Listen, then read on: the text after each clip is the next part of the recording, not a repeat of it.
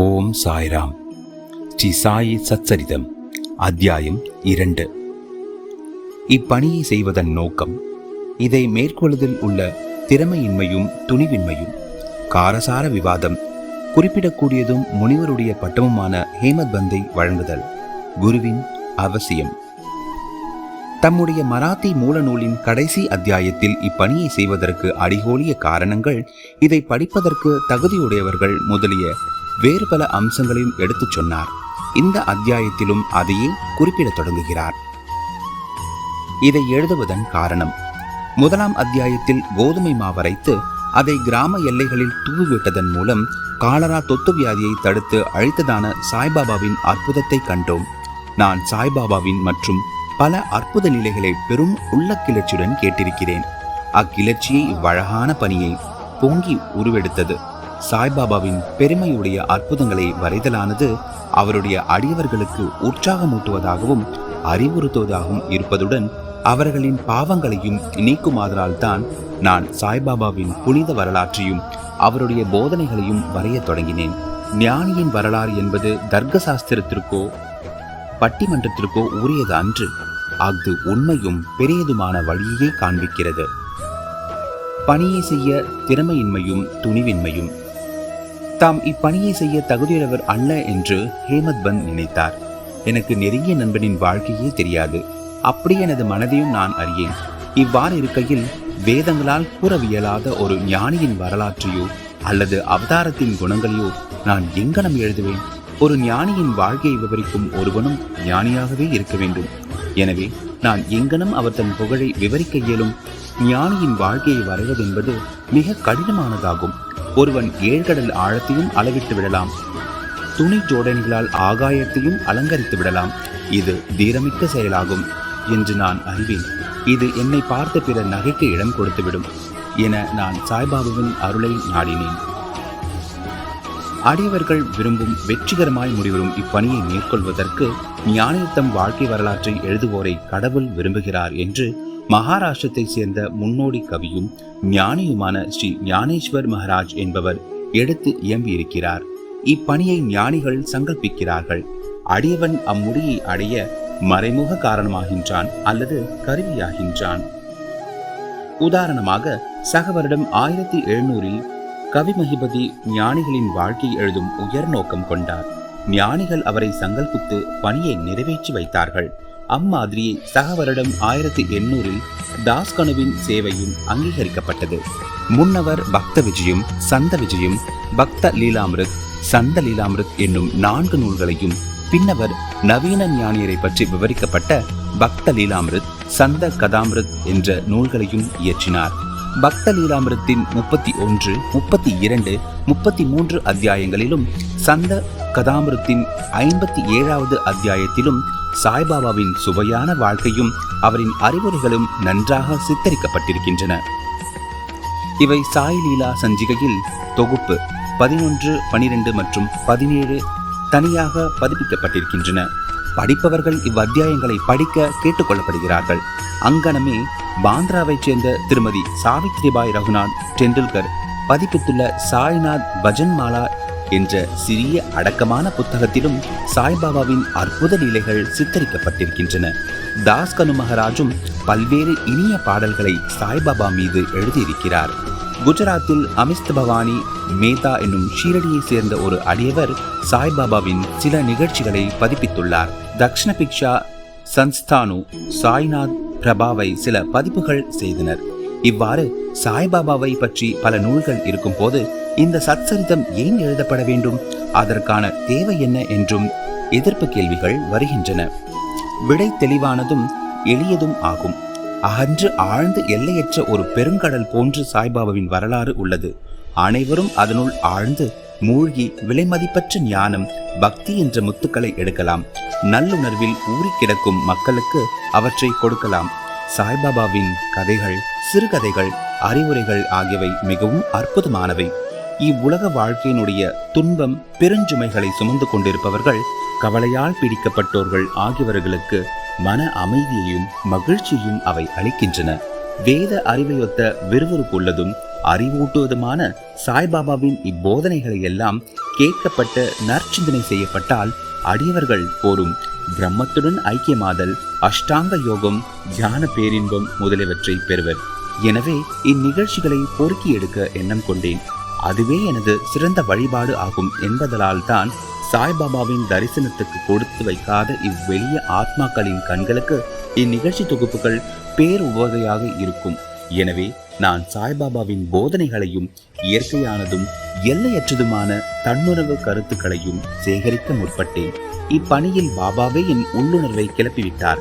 உண்மையில் என்னுடைய அகங்காரத்தை அவர்தம் பாதத்தடியில் சமர்ப்பித்து இம்மை மறுமை இரண்டிலும் என்னை பூரண சந்தோஷமாக்குவார் என்று எண்ணினேன்.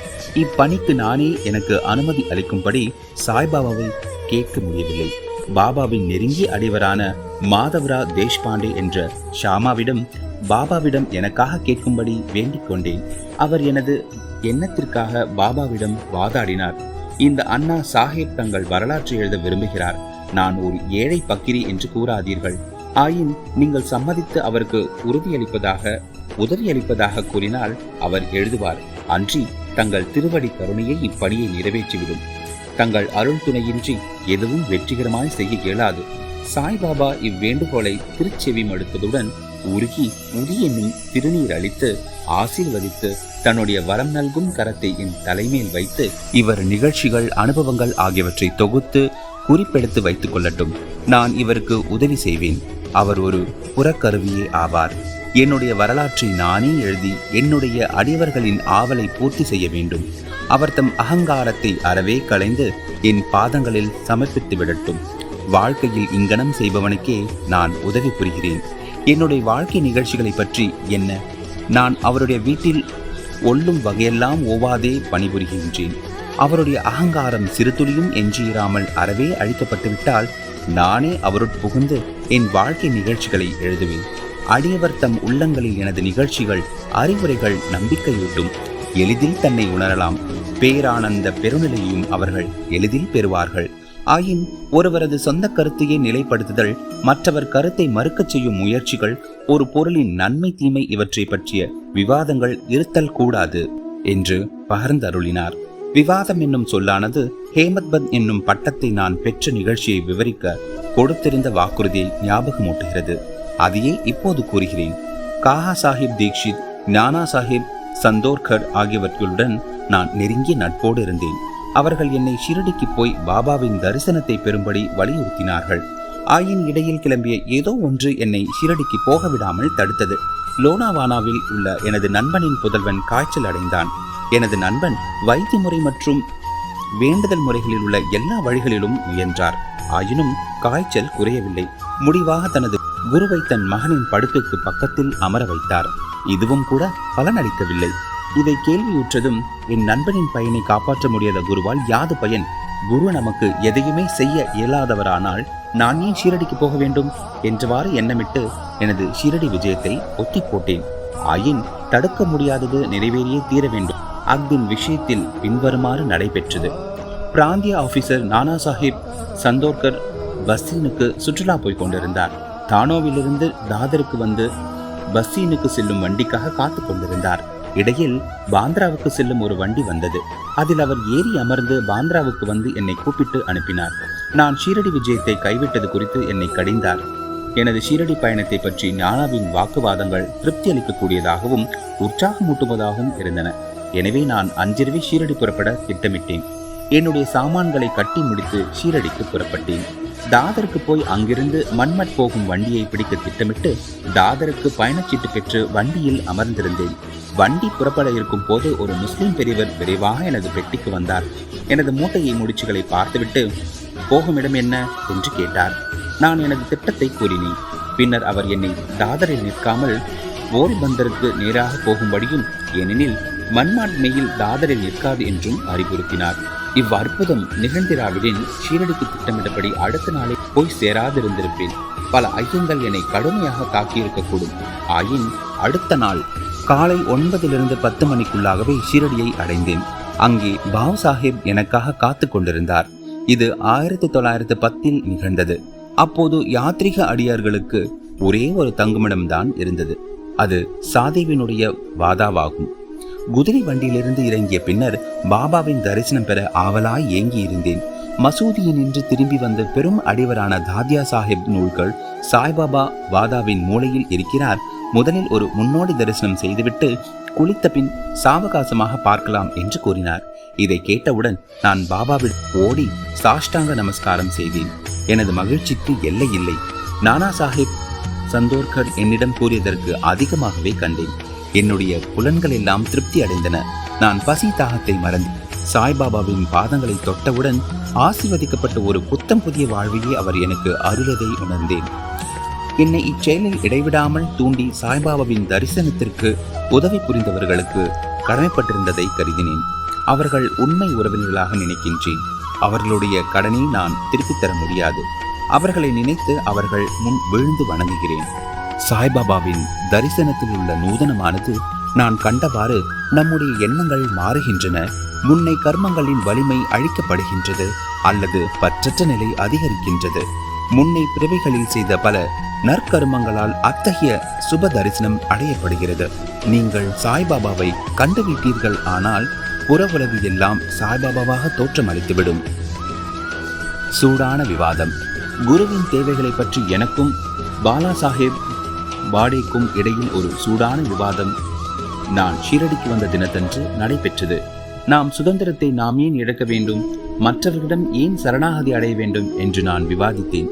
நாம் நம்முடைய கடமையை செய்ய வேண்டியிருக்கையில் ஏன் குரு தேவைப்படுகிறார்? ஒருவன் தன்னால் ஆன முயற்சிகளை செய்து தன்னைத்தானே காப்பாற்றிக் கொள்ள வேண்டும். சோம்பேறியாக தூங்குவதை தவிர வேறு எதையும் செய்யாத ஒருவனுக்கு குரு என்ன செய்துவிட முடியும்? இங்கனம் நான் சுதந்திர எண்ணத்திற்கு வாதாடினேன். பாடே கர்மத்திற்காக வாதாடி கூறியதாவது, நடப்பது நடந்தே தீரும். பெரியோர்கள் எல்லாம் தோல்வியுற்றிருக்கிறார்கள். மனிதன் ஒரு வழியில் நினைக்க தெய்வம் வேறு வழியில் செயல்படுகிறது. உம்முடைய புத்தி சாதனத்தை தள்ளிவிடுக. பெருமையும் அகங்காரமும் உமக்கு உதவாது. கொள்கைகள், மாறுபாடுகள் இவற்றுடன் இவ்விவாதம் ஒரு மணி நேரத்திற்கு மேலாக நடைபெற்றும் வழக்கம் போல் ஒரு முடிவும் காணப்படாது முடிவாக களைப்படைந்து விட்டோம். நானும் மன அமைதியை இழந்தேன். வலிவான சரீர அபிமானம், அகங்காரம் இவை இல்லாவிடில் விவாதமே இல்லை என கண்டேன். அகங்காரமே விவாதத்தை வளர்க்கிறது என்று கூறலாம். பிறகு நாங்கள் மசூதிக்கு மற்றவர்களுடன் சென்றபோது காஹா சாஹிப் தீக்ஷிதை பாபா பின்வருமாறு வினவினார். சாதேவாதாவில் என்ன நடந்து கொண்டிருந்தது, விவாதம் எதை பற்றியது என்று கூறி என்னை உற்று நோக்கி மேலும் வினவியதாவது, ஹேமத் பந்த் என்ன கூறுகிறார்? இவ்வார்த்தைகளை கேட்டு நான் மிகவும் ஆச்சரியமடைந்தேன். நான் தங்கியிருந்ததும் விவாதம் நடந்ததுமான சாதே வாதாவானது மசூதியின் நின்று நல்ல தூரத்தில் இருக்கிறது. சர்வ வியாபியாகவும் அகத்திலிருந்து ஆட்டி வைப்பவராகவும் இல்லாவிடில் எங்களது விவாதத்தை பாபா எங்கனம் அறிந்திருக்க முடியும்? முக்கியமானதும் ஞானம் மிளர்வதுமான பட்டம்.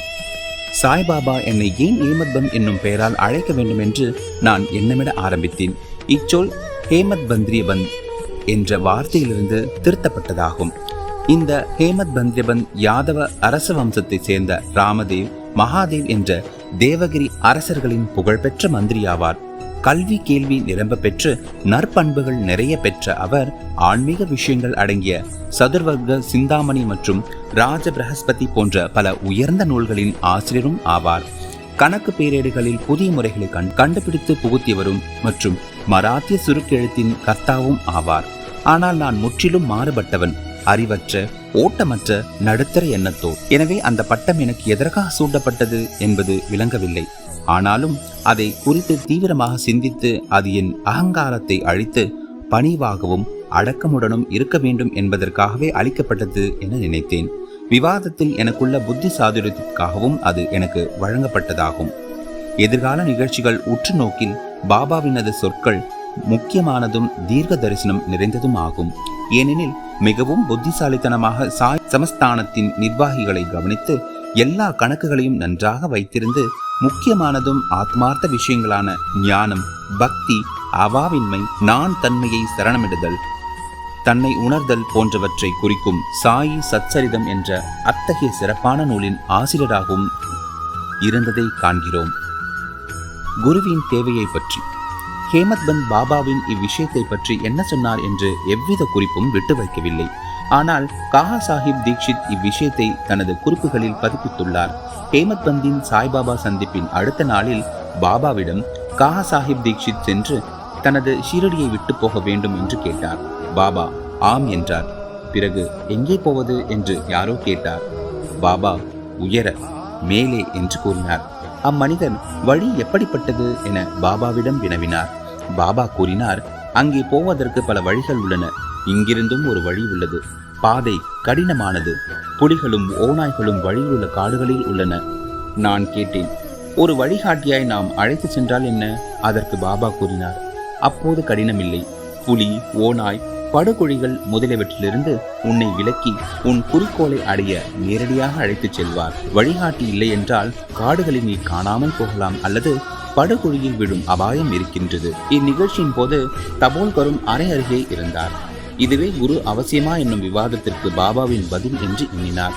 ஒரு மனிதன் சுதந்திரமானவனா அல்லது கட்டுப்பட்டவனா என்னும் விவாதம் ஆன்ம விஷயங்களில் உபயோகிக்கவில்லை என்றும் இவ்வத்தியாயத்தின் மராத்தி மூலப்பத் விளக்கப்பட்டபடி பெரிய அவதாரங்களான ராமர், கிருஷ்ணர் முதலியோர் குருக்களான வசிஷ்டர், சாந்திபனி ஆகிய முனிவர்களிடம் தன்னை அறிவதற்காக சரணடைந்தார்கள் என்றும் குருவினுடைய உபதேசத்தினாலேயே பரமார்த்திகம் அடையப்படுகிறது என்றும் நம்பிக்கையும் பொறுமையுமே அத்தகைய முன்னேற்றத்திற்கு தேவையான நற்பண்புகளாம் என்பதுமே பாபாவின் திருக்குறிப்பாகும். ஸ்ரீ சாயி பணிக. அனைவருக்கும் சாந்தி நிலவட்டும்.